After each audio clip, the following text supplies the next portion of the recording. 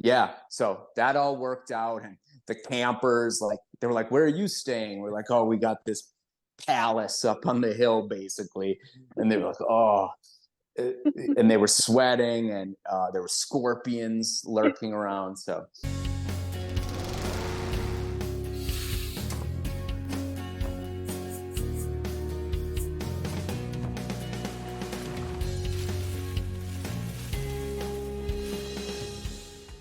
Hey everybody, welcome back to another episode of the GYGO Show.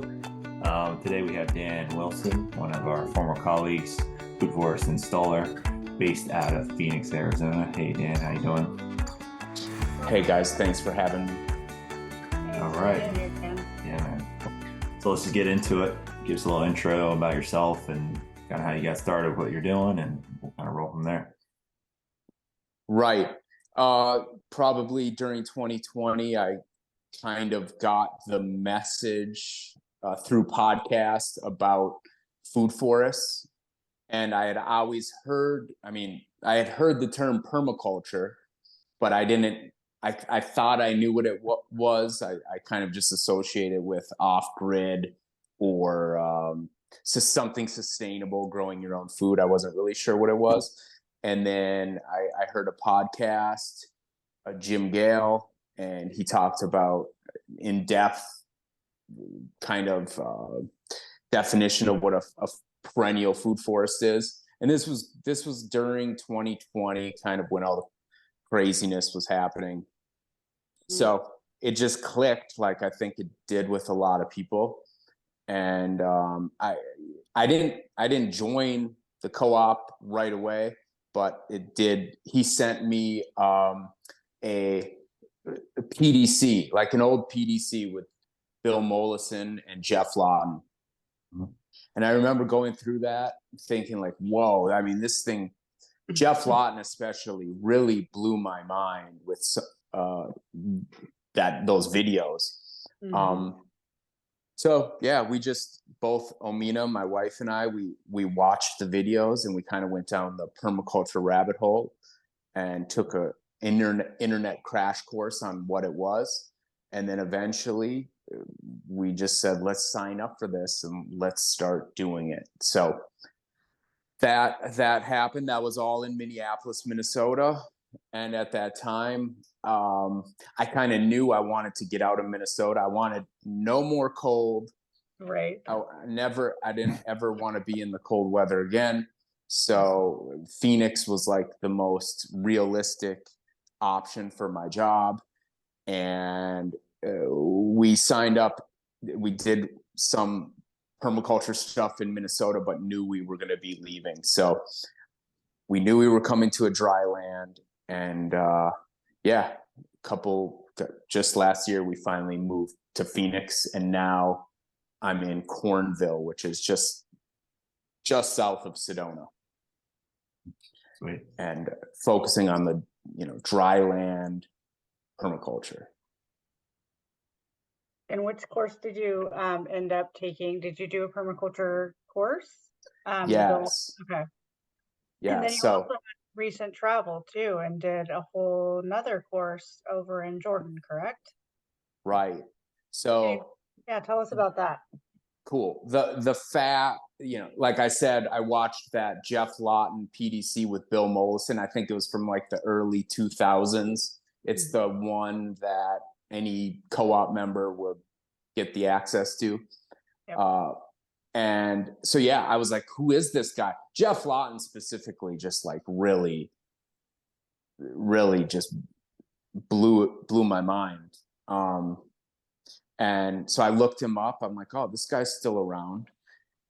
So I knew I wanted to if I was going to do a PDC, I thought we'll do it with him because it still exists. I assumed I was going to do the online one, but eventually it was like the middle of the night in, I don't know, maybe April of last year. I woke up and I just opened Instagram because I'm sort of, I have the online addiction. Middle of the night, opened it up, saw that he was doing a PDC in Jordan at the Greening the Desert site. Knowing that we were coming to Phoenix, I thought, let's go to Jordan and try to learn the dryland strategies. So I immediately signed up that day and dragged a friend, my friend Anthony, got him to come with me.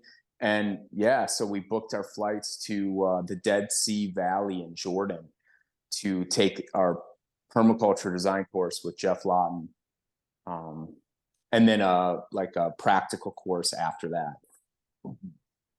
Yeah, that's So yeah, I awesome. mean, Yeah, that's yeah, amazing to get to say that you did that. That's nobody, yeah. that's special.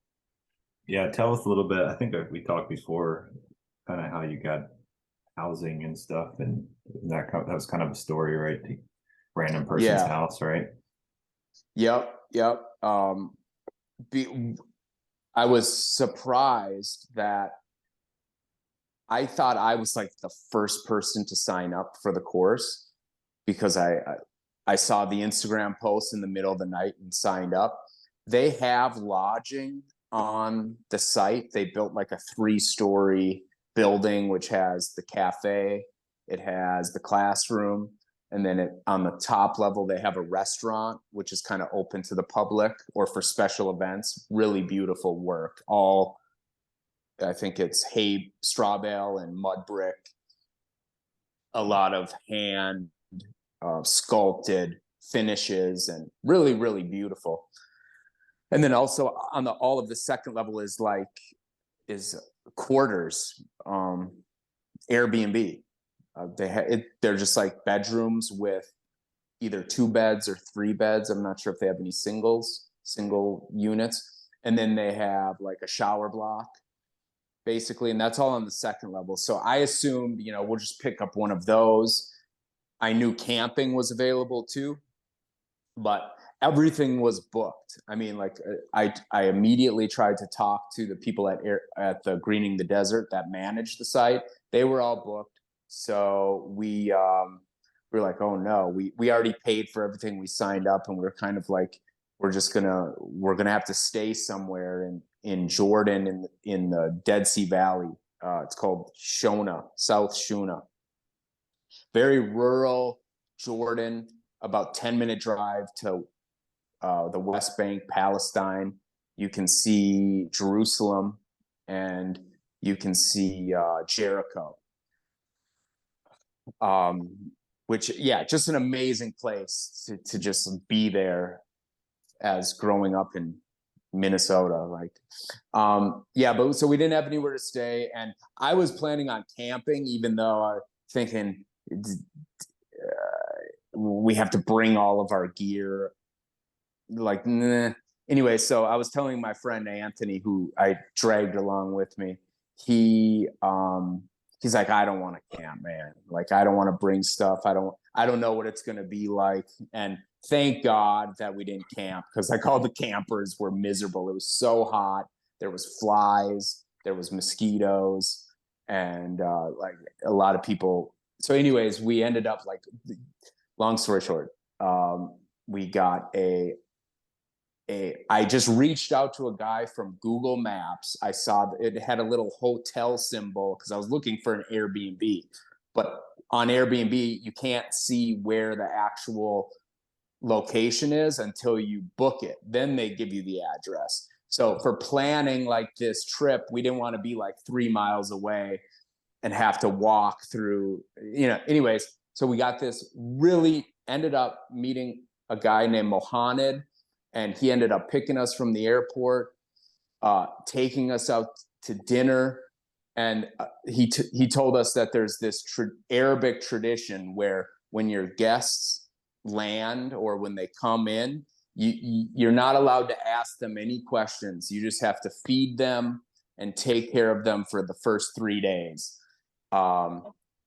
And so he just like immediately, he's like, we ended up booking his house, which was half a block from the Greening the Desert site. So it worked out perfectly. Brand new house, had a pool. We each had our own bedroom, beautiful patio, beautiful view of Jerusalem. And yeah, so that all worked out. And the campers, like, they were like, where are you staying? We're like, oh, we got this palace up on the hill, basically. And they were like, oh. and they were sweating, and there were scorpions lurking around. So it was just kind of a funny story with that. But yeah, so we had a great place, and that was for the first 2 weeks, and then the second 2 weeks we actually stayed at the site, which is very reasonably priced. I would probably recommend doing that if you were going to go. I think it was like, gosh, really cheap. I don't want to. It's like $30 a night per person, which I think is pretty good compared to the house, which was a lot more. Yeah, But it was a palace. yeah. From the camper's perspective, Right. because we had air conditioning and it was nice, and a pool. Yeah, That's awesome. Yeah, it was great. So then, like, we had 2 weeks of in class. It was Jeff Lawton and I don't know if you're familiar with his teaching. I don't know what you would call him, kind of a protege, Sam Parker Davies, he's really, I think he's 24 and he's just brilliant. Him, and then another guy, I think I'll say his name right, Istvan, and he's from Hungary. So those three were teaching the course, and it was just cool. It was just like a PDC, very similar to the PDC we took, the video one that I sat through, the online one, except you were just able to ask questions. So that kind of made it a lot better. You could get immediate feedback from him, and just being in our little groups when we were doing our final design exercise, the teachers would come, Jeff would come around and just give us some good insight.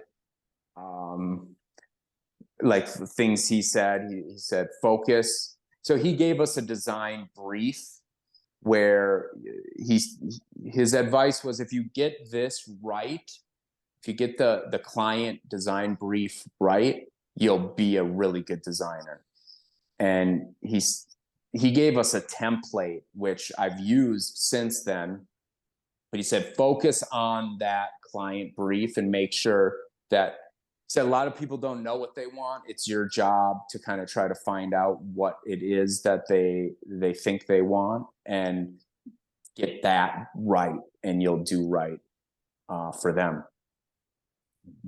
Another little fun tidbit he said is, and this is, I know Kevin has done Market Gardener before. He said, focus on, he thought focusing on, I don't know what you would call them, but like preserved products for making money. He said, if you're going to make money, do things that, like, instead of mangoes that fall off the tree and get bruised, and people at the farmers market are going to be really skeptical, and they're going to be prejudiced against imperfect fruits and vegetables. He said, do dehydrated mangoes. I think that was a example he gave us. Or do some sort of like mango salsa, something that you can put in a jar and stick it on the shelf.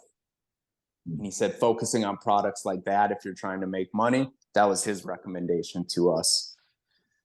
So a bunch of little things like that where, it might not come through by watching a video with them. It's like you have to ask a question to get that answer out of them. Yeah. But so the PDC, though, the PDC was basically, it was a PDC. It was very similar to the one online. They didn't dive into dryland strategies at all. So I was kind of thinking maybe it was going to be some sort of a course focused on, I'm sure if people don't know what I'm talking about, but you can just go to Greening the Desert, Jeff Lawton on YouTube, and there's all kinds of videos about that site in the Dead Sea Valley. I think he got it in the year 2000, and it started from just very desolate, rocky terrain, nothing there. And I think it's about an acre, but they recently expanded it. And now it's like, I would say it's kind of a mature food forest. And it's just in the middle of this area where if you were outside of the walls, it would be, I mean, there's nothing there. Overgrazed rocks and dust storms flying through. And then you go inside the walls and it's like very dense diversity and palm trees and lots of fruit trees and ground cover everywhere. And very beautiful, very beautiful. But yeah, the PDC, it was just a PDC. I mean, we did a final design exercise where we went to a nearby mosque, and they had a giant hill right next to it. So our job was to figure out how to use that watershed of the mountain. Well, it's more of a mountain. It was right next to the mosque, and all the water just would flow down, and you could see that the water was kind of like pooling up right next to the walls of the mosque. Like that, not the walls of the mosque, but like the fence. Everyone has concrete block fences, so it was like right outside the block fence there was a giant trench where you could see the water was pooling up. So the job of the designers were like to figure out how to handle that water coming down and then utilize it for into a permaculture structure. So we went to the mosque, we interviewed the imam and asked what they would like there. And that's what we did for our final design exercise. But that was pretty much the only emphasis on the dry lands, was that final design exercise. The 2 week practical course, as he called it, or the internship, that was all focused on the site and dry land strategies, and that was really rewarding. Other than the fact that it was harsh weather at the time, really harsh weather, just being there, air conditioned. The power went out for 2 days, which was kind of hard, and yeah. But so we got a good fill of dry land strategies, stuff that I'm still thinking about today, and took plenty of notes. So really happy to have done that. Yeah, I think a lot of it applies to here where I'm at in Cornville, but I think there's this whole, it gets cold here, so we're still kind of trying to figure out how to handle that with the winters here. What's the best approach? Yeah, but still, I think there's something to be like shade as a dry land strategy, because it's really important, I think, here. But it seems like maybe Phoenix is more like the Dead Sea Valley. Yeah. Yeah. Yeah, Kevin, is that where Seamus is? Is he in Phoenix area? Seamus O'Leary? Yeah. Yeah, he's in Phoenix area, Phoenix Valley. Yeah. I mean, the rest of Arizona, I mean, Tucson is similar, but most of Arizona is very different than the Phoenix Valley, which of course is giant. Right. But yeah, that's where, the hot, desert that people have in their mind, exists. A lot of the other desert in the United States is sort of high and dry. Yeah.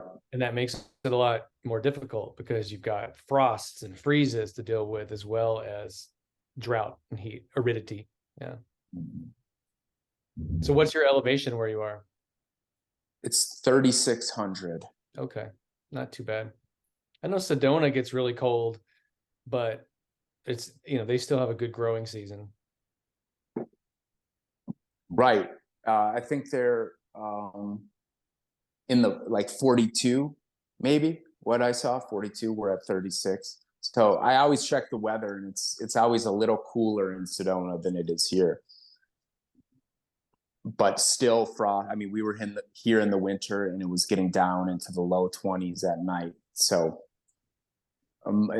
I've been just using the internet to look up different plants and see what their tolerance is. And it seems like Phoenix, like you're saying, it's more, and I think you told me this before, Kevin, that Phoenix is a great place to grow. And If you have water. Yeah, if you have water. Anywhere, right? If you have water. Yeah, it's I mean, the Phoenix area. I mean, Seamus O'Leary, you should go to his nursery. All the different tropical things that he grows. And some of those he babies and has strategies for, but there's so many amazing things. Like you can grow. I listened to this podcast that maybe you're familiar with. It's called The Urban Farm with Greg Peterson. He was, yeah. And by the way, Omina got a little part-time job at Seamus's nursery for the past couple months. Oh, sweet. But yeah, Greg Peterson, he said, don't make a major change to your property until you've lived there for a year. And he always repeats that. Mm-hmm. So I know that's like, Omina and I both feel like we just want to do stuff because we're just sitting here looking at things and making observations. And it's like, oh, we could do stuff here, do stuff here. But then recently, the wind has been coming from the southeast ever since we moved in February. The wind was always coming from the southeast, and then it switched up to the southwest. And I had known this. I had a classmate send me a weather report for our location, and it said all the different directions the wind comes from. And I was like, really? It's only been coming from this direction? Well, just recently it came from the northwest, and it was for the first time. So it switched it up on us, and tons of little surprises that you didn't think about when you bought the house. For instance, the dust. We're on a dirt road, and sometimes like a FedEx truck will come by, and just the hugest cloud of dust will just hit us we'll be outside, and boom, it just hits us. So lots of little things to consider. So it makes me think maybe Greg Peterson's right about waiting to make major changes until you've seen like the full cycle go through. But yeah, we've still been doing stuff. We started a garden. Maybe you saw on Instagram, like we just had this little honey mesquite that was right by the road. So for fun, Omina and I dug a trench from the road because we know we can see that water kind of carved a path on the side of the road. So we just dug a trench to our honey mesquite and found some big rocks and like kind of made a perimeter. And we're going to try to use the honey mesquite to make a honey mesquite guild, which not like, in the end, we're going to try to design the full two acre property. But for now, like just for some kind of last minute design fun, we decided to take advantage of this little honey mesquite and see if we can use the shade from that thing to nurse some baby plants into maturity. But it seems like the sun is really harsh here. We planted quite a bit of things already. About half of them seem to be doing well. And like we planted some strawberries and they're totally fried.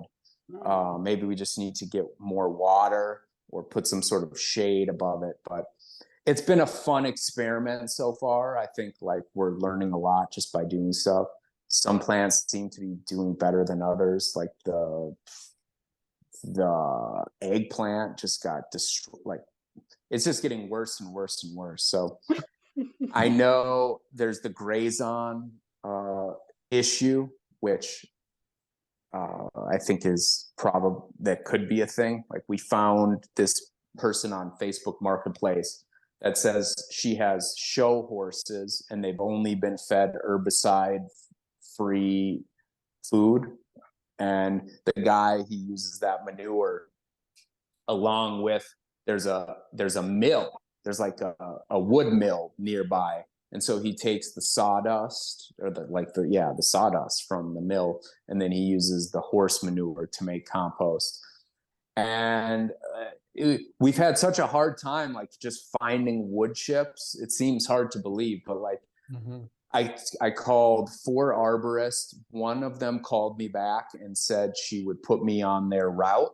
But tons of people she said everyone wants wood chips. So I haven't even been able to find a place to buy wood chips that's reasonably close.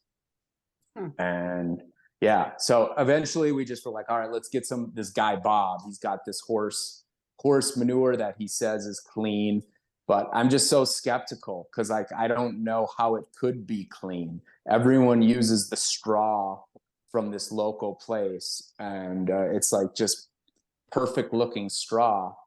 And it seems like I don't know. I mean, you would think that if it was completely, it's a herbicide, right? Grazon is Yeah, an herbicide. it's a persistent herbicide. You would think they would specify like no Grazon in this straw No, if it was no.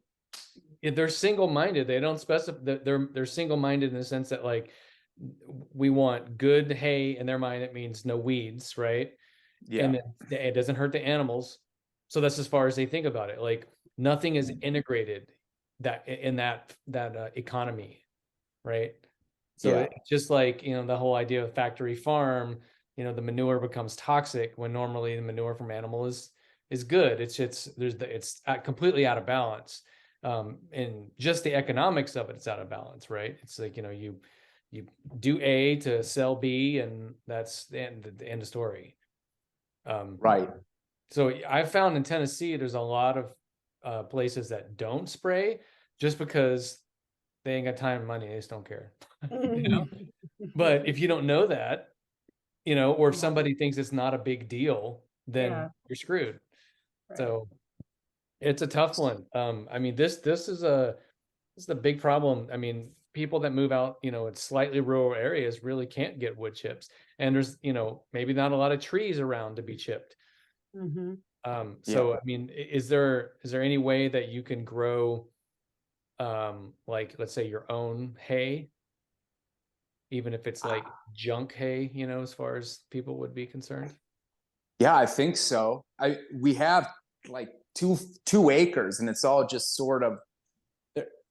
It's pretty flat land too, isn't it? Well, it's flat. We've got two flat areas and a hill. So there's if you broke the property up into thirds, it's like a big top half or a big top third, a big hill, and then the biggest area is the lower flat part. And I mean, I wish I could show you, but it's got a lot of grasses growing. I don't know what it is, but to answer Kevin's question is I don't see why not. I think we could grow it. Yeah. Is that the solution? Is the solution to just make our own compost? Well, making your own compost is a lot harder than making, let's say, your own hay. So hay mulch is a lot easier than compost because I mean it takes a tremendous amount of materials to make, you know, enough finished compost to utilize a lot. I mean, and this is something that, you know, I'm really getting, you know, back into the market garden world right now, and just trying to like, all right, well, how do you scale these things up, these regenerative practices, right? You look at Urban Farmer Curtis Stone and, you know, the no-till or one-till kind of stuff, and I've been doing that, and a lot of it is tilling, like just regular. We can't do no-till because on this scale we can't import enough materials to keep adding.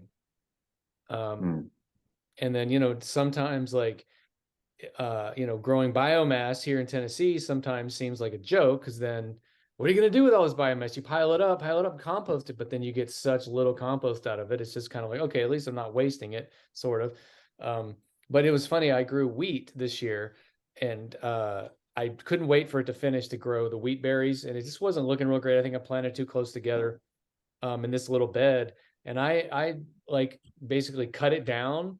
And then I had this like awesome mulch. I know it was only for about the size of the bed that I cut, but if you actually grew a bunch of hay, you can spread that around, keep growing it, you know. So it's almost like, you know, in a desert kind of situation, growing biomass makes a lot more sense. And then, you know, in permaculture, we like these things like black locusts, right? It's cool plants, native to here in Tennessee. but it's got edible parts, nitrogen fixing or whatever. But those thorns are terrible to deal with. And so I'm growing biomass as in form of black locust, then it's like biomass that you really can't use very well because you're going to chop it up in little bits and then have bloody arms and hands, and because you can't avoid it. I mean, it's really difficult. Or are you going to like bulldoze it and then have thorns in your compost, or what do? Do you burn it and make biochar? Biochar is a good option to increase, put your organic matter back in. It's something you can do on a home scale. But these are the kind of things that I want to have conversations about with not only permaculture people, but farmers. How do we do these things in the right way without inputs, or fewer inputs? So, but that's something that I would look to if I were you. I'm not saying it'd be is the solution for you, but if I were in your position, I would be researching like, okay, what kind of hay could I grow, and how could I grow it, and how much do you think I could get from it, and how can I use it? Mm-hmm. Right. Yeah, I'll definitely look into that. Do you have? Go ahead. I was just gonna say, any animal integration? Do you have any chickens, rabbits, anything like that, future or currently? Because that would be pretty good for you. It's definite, for sure. Want to. We legally, I can have up to 16 mature chickens on the property for my zoning, and then if it's I can have, I think, I don't know if there's a limit, but anything under 11 weeks, there's no limit that I know of. So they specify if it's over 11 weeks, you can only have 16, but if it's under 11 weeks, I think you can have a lot more. So I think that opens up to the broilers. I could do that. I don't know what the scale would be, but then they say 4 large animals. Camels. Camels. Get some camels. Camel milk, man. Look how much it costs. Look it up. It's insane. It's expensive. But I mean, camels, they don't need a lot of water, but it's funny, like a long time ago, I researched arid regions and how camels were actually native to originally, like 10,000 years ago. A relative of the camel that we know is native to the Southwest, American Southwest. And they used to graze on mesquite. That was like what they did. And so then like mesquite, overgrows now, and farmers hate it in the Southwest or whatever. But that was like, oh, okay, I'm going to go someplace and buy some cheap land where there's nothing but mesquite on it, and I'm going to eat mesquite and raise camels. This was a long time ago. And I'm like, no, I like plants too much. But yeah, it's funny you say that, because I saw a picture of a camel eating some thorny branch, and maybe it was some mesquite. Right. You ever priced a camel? Yeah. How much are they? Yeah, like 12,000 for 1 year old. Yeah, there's side note here, my wife wants Highland cattle. So this one place, they breed donkeys, they breed those cattle, and they have camels too. So they're like $13,000 for a 1 or 2 year old camel. You'd have to breed them in order to get your money back there. Wow. Yeah. There you go. Mm-hmm. I still support it. You should get and milk. I mean, woo, that's a lot of milk. It's a lot of milk. Make up for. That's a lot. You'd have to get you have to get Mama and Papa. You have to get 2 camels. Yeah, right. Oh man. But well, you got a whole farm coming to your house, Dan. Yeah. Let's do it. Because that's one thing, like cover cropping and animal integration, right? Like grazing, like that'll help get your soil healthy. Because farmers in the old days, they weren't like putting a bunch of compost on or importing mulch or whatnot. They had manure and they had hay, and when they plowed, they would just plant right in the ground. They didn't need so much amendments because their soil was better because they treated it right and they hadn't depleted it yet. and I know long, I guess, improper over farming and plowing even 1,000 years ago was a problem, but you got to have the whole thing integrated. And it's tough. I feel like we need to create like a school that's like, how do you go back to doing things the way they did it, before electricity? Right. Because nobody seems to have a clue anymore. Mm-mm. I don't. And when I'm trying to find stuff out, there are no answers. And I've given up on the internet too, by the way. You can't find anything anymore. Have you searched anything lately? Like, you can't find anything anymore. It's all just like, that's not what I'm looking for. Either nobody knows, or the information, the algorithm is just not presenting it. I mean, you go 5-6 pages in and you're already onto something that's like, it thinks you mean this because Completely it's like, different. yeah. Mhm. It's Yep. And then when you do find something that's related to it, it's almost always like useless. Like, it's terrible. So I think that's a task for people that in our field to create some sort of education that tell people how to do things. Let's say if there is no electricity, Mhm. Yep. and do them now and do them right. Not like, how can you survive eating worms? And I think it all comes down to experience too, and trying and learning and failing, and that's how at least I grow. I Right. suck at carrots, but damn it, I'm going to try it every year, and I'm waiting to get those luscious long carrots, and they look like this and like 7 heads. And so I keep doing it, but one day I'm going to have, nice Yeah. carrots. And your experience will be invaluable at that point. Yeah, exactly. All the things that you failed at in order to get to that. Because the carrot is weird because carrots are so cheap to buy, I know, right? but they seem so hard to grow. Celery's that way too. I just planted celery. I've had success with that. So Yeah, I'm better at celery than carrots too, but it's like those are two really cheap things to mhm. buy that are good, and yet they're kind of difficult to grow because they're all growing them in like these areas that they have perfect soil and they have big Mhm. farms and all the right equipment and Yeah. Well, anybody got any last thoughts before we get Mr. Dan out of here? No, I love seeing all this stuff on social media. So keep doing that. I liked the unique design you guys did on that, around that little guild that you did. So that was neat, and seeing the Thanks. water rush through it. So you're doing good things. So keep it up. So do you have a website, Dan? Just Instagram right now, and Instagram, that's food underscore forest underscore Phoenix. Food Forest Phoenix. Food Yep. Forest Phoenix. All right. And that's like I was saying, was it before you hit record? Finally got internet up here, so we'll start making YouTube videos, doing more stuff online. But if you follow us on Instagram, we'll eventually be able to blossom out to a few more online sources. Yep. For sure. Sweet.